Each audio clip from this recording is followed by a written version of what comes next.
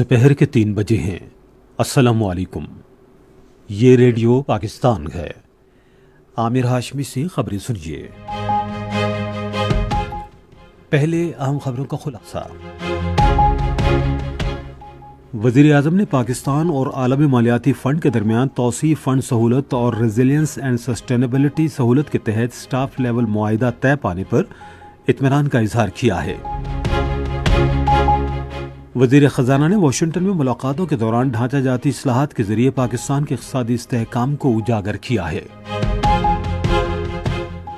پاکستان نے بلوچستان کے علاقے اسپن بولدک میں افغان طالبان کے بزدلانہ حملے کو پسپا کرتے ہوئے 15 سے 20 طالبان کو ہلاک کر دیا۔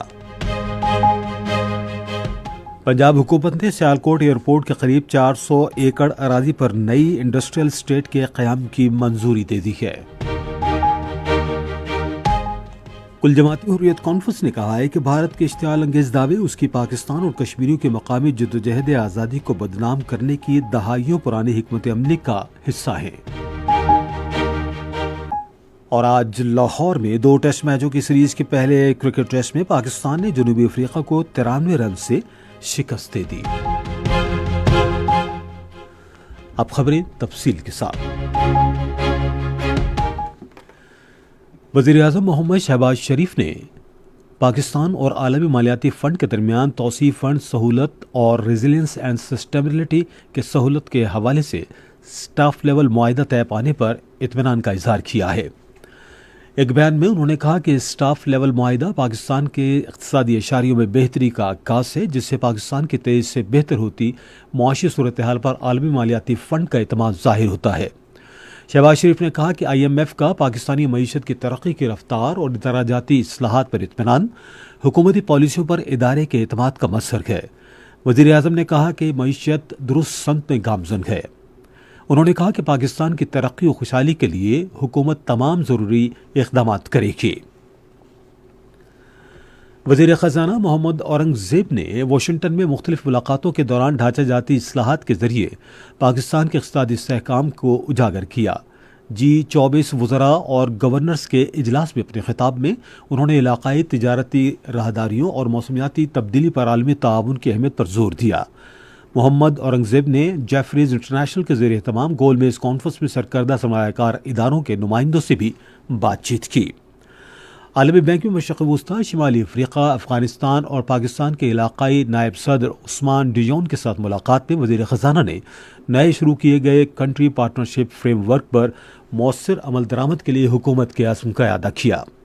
واشنگٹن DC میں امریکی صدر کے بین الاقوامی اقتصادی تعلقات کے بارے میں معاون خصوصی ایموری کاکس سے ملاقات کے دوران وزیر خزانہ نے پاکستان اور امریکہ کے درمیان تجارت پر ابھرتے ہوئے اتفاق رائے کو وسیع تر اقتصادی شراکت داری میں تبدیل کرنے کی ضرورت پر زور دیا۔ پاک افغان پاکستان نے بلوچستان کے علاقے اسپن بولدنگ میں افغان طالبان کے بزدلانہ حملے کو مؤثر طریقے سے پسپا کر دیا ہے۔ ISPR کے مطابق افغان طالبان نے صبح 4 مقامات پر بزدلانہ حملہ کیا۔ یہ افسوسناک حملہ علاقے میں سرحد کے دونوں اطراف منقسم دیہات سے کیا گیا، جس میں شہری آبادی کی کوئی پرواہ نہیں کی گئی۔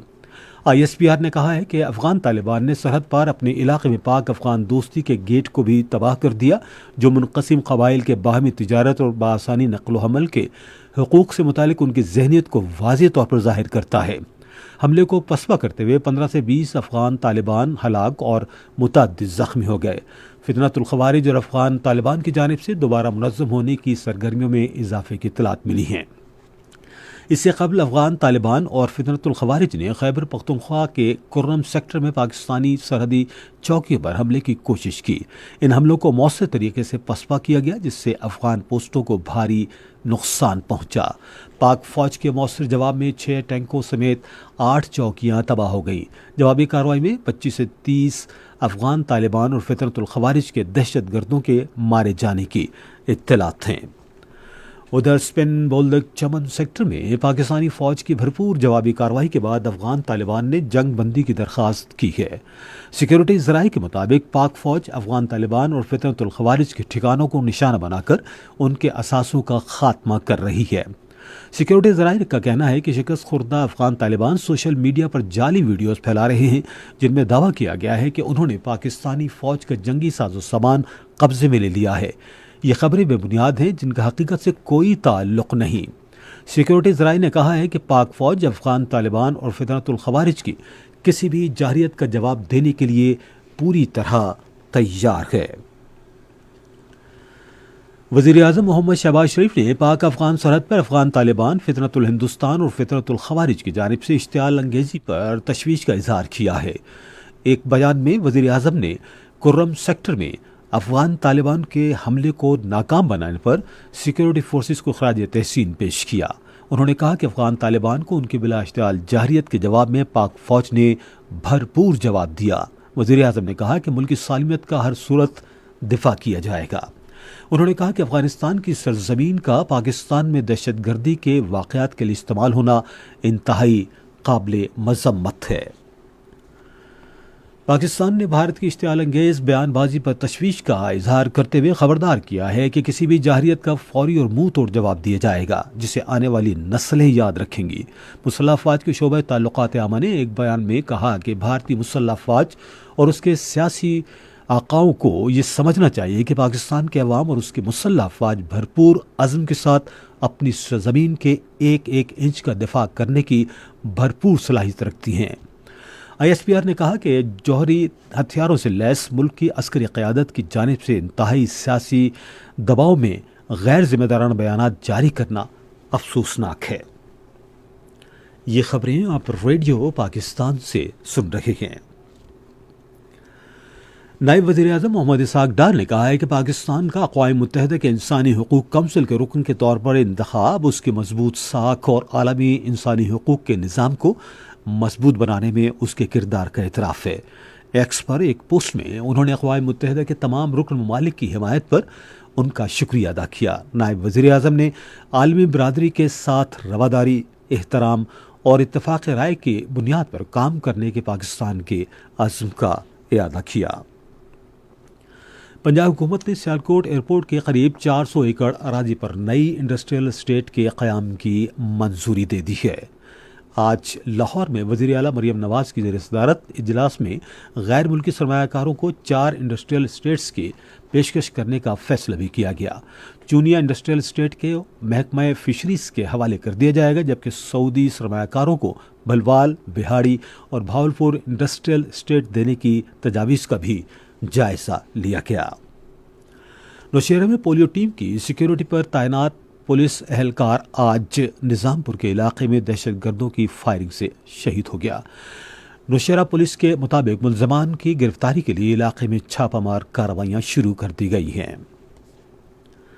صدر آصف علی زرداری اور وزیر اعظم شہباز شریف نے سندھ اسمبلی کے سابق اسپیکر آغا سراج درانی کی وفات پر گہرے دکھ اور افسوس کا اظہار کیا ہے۔ انہوں نے سوگوار خاندان سے تعزیت کرتے ہوئے ان کے روح کے ایصال ثواب کے لیے دعا کی۔